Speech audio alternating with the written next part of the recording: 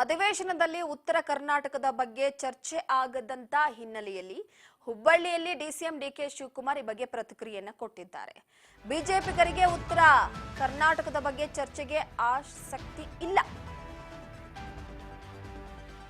ಪ್ರಮುಖವಾಗಿ ಅಧಿವೇಶನದಲ್ಲಿ ಉತ್ತರ ಕರ್ನಾಟಕದ ಬಗ್ಗೆ ಚರ್ಚೆ ಆಗ್ತಿಲ್ಲ. ಬೆಳಗಾವಿಯಲ್ಲಿ ಸುವರ್ಣಸೌಧದಲ್ಲಿ ಕಲ್ಯಾಣ ಕರ್ನಾಟಕ ಕಿತ್ತೂರು ಕರ್ನಾಟಕ ಭಾಗದ ಸಮಸ್ಯೆಗಳ ವಿಚಾರವಾಗಿ ಚರ್ಚೆ ಮಾಡಬೇಕು. ಉತ್ತರ ಕರ್ನಾಟಕದ ಯಾವೊಂದು ಸಮಸ್ಯೆಗಳ ಬಗ್ಗೆ ಕೂಡ ಚರ್ಚೆ ಆಗ್ತಾ ಇಲ್ಲ. ಈ ಬಗ್ಗೆ ಹುಬ್ಬಳ್ಳಿಯಲ್ಲಿ ಡಿಸಿಎಂ ಡಿಕೆ ಶಿವಕುಮಾರ್ ಪ್ರತಿಕ್ರಿಯೆ ಕೊಟ್ಟಿದ್ದಾರೆ.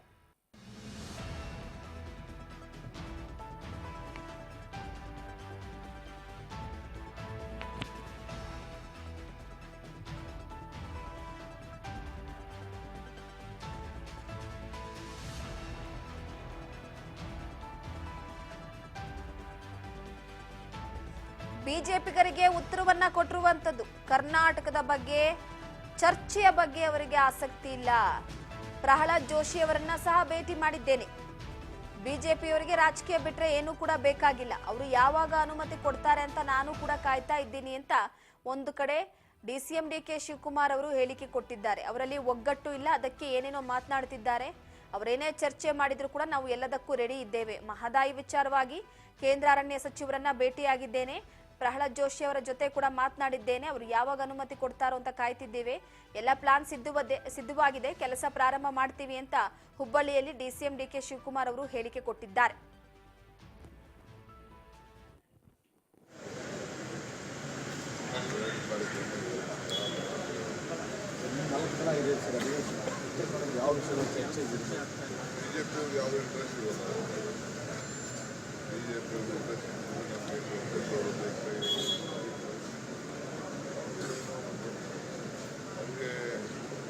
ರಾಜಕಾರಣ ಬಿಟ್ಟರೆ ಬೇರೆ ಅವ್ರಿಗೆ ಒಗ್ಗಟ್ಟಿವಲ್ಲ. ಪ್ರಮುಖವಾಗಿ ಉತ್ತರ ಕರ್ನಾಟಕದ ನೀರಾವರಿ ಸಮಸ್ಯೆಗಳು ಚರ್ಚೆ ಆಗಬೇಕು ಅಧಿವೇಶನದಲ್ಲಿ ಮಾಡಿ.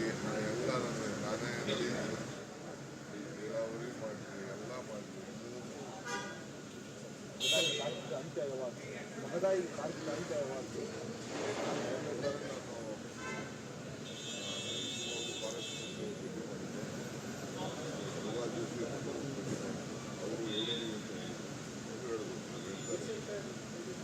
ಯಾವ ಪರ್ಮಿಷನ್ ಸರ್, ಈಗ ಕೋವಿಡ್ ವಿಚಾರದಲ್ಲಿ ಇಬ್ಬರು ಜವಾಬ್ದಾರಿ ಇತ್ತು. ಈಗೆಲ್ಲ ಸೆಲೆಬ್ರೇಷನ್ ಮಾಡಿದ್ರು ಅವರು.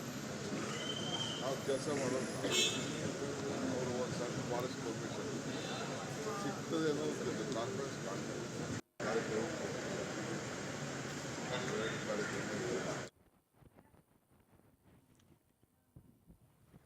ಮಹದಾಯಿ ವಿಚಾರಕ್ಕೆ ಸಂಬಂಧಪಟ್ಟಂತೆ ಅಂದ್ರೆ ಉತ್ತರ ಕರ್ನಾಟಕದ ಭಾಗದ ಕೃಷ್ಣಾ ಮೇಲ್ದಂಡೆ ಆಗಿರ್ಬೋದು, ಮಹದಾಯಿ ಆಗಿರ್ಬೋದು, ಈ ವಿಚಾರಕ್ಕೆ ಸಂಬಂಧಪಟ್ಟಂತೆ ಒಂದು ಫಾರೆಸ್ಟ್ ವಿಚಾರವಾಗಿ ಕೂಡ ಮಾತನಾಡಿದ್ದೀನಿ. ಪ್ರಹ್ಲಾದ್ ಜೋಶಿ ಅವರೊಟ್ಟಿಗೆ ಚರ್ಚೆ ನಡೆಸಿದ್ದೀನಿ. ಕೇಂದ್ರದಿಂದ ಒಪ್ಪಿಗೆ ಅನುಮತಿ ಕೊಟ್ಟರೆ ಅದಕ್ಕೋಸ್ಕರ ನಾವು ಕಾಯ್ತಾ ಇದ್ದೀವಿ ಎನ್ನುವ ಹೇಳಿಕೆಯನ್ನು ಕೂಡ ಕೊಟ್ಟಿದ್ದು. ಕೋವಿಡ್ ಹಗರಣದ ಆರೋಪದ ವಿಚಾರವಾಗಿ ಎಫ್ಐಆರ್ ದಾಖಲು ಆಗಿದೆ. ಸೊ ಈ ವಿಚಾರವಾಗಿ ಕೂಡ ಪ್ರತಿಕ್ರಿಯೆ ಕೊಟ್ಟಿದ್ದಾರೆ ಡಿಸಿಎಂ ಡಿಕೆ ಶಿವಕುಮಾರ್ ಅವರು.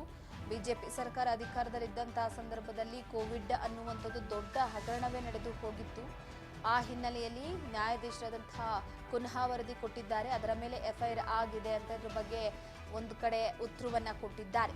ನಾವೇನು ಅದನ್ನ ಮಾಡಬೇಕಾಗಿಲ್ಲ ಅಂತ ಡಿಸಿಎಂ ಡಿಕೆ ಶಿವಕುಮಾರ್ ಹೇಳಿದ್ದಾರೆ. ಕುನ್ನಾ ಅವರ ವರದಿಯ ಮುಖಾಂತರವಾಗಿ ಎಫ್ಐಆರ್ ಆಗಿದೆ. ಯಾರು ತಪ್ಪು ಮಾಡಿದ್ದಾರೋ ಅವರನ್ನ ಜೈಲಿಗೆ ಕಳಿಸಲಾಗುತ್ತೆ. ನೋಡೋಣ ಅವರೇನು ಮಾಡ್ತಾರೆ ಅಂತ ಈ ಸಂದರ್ಭದಲ್ಲಿ ಹೇಳಿದ್ದಾರೆ.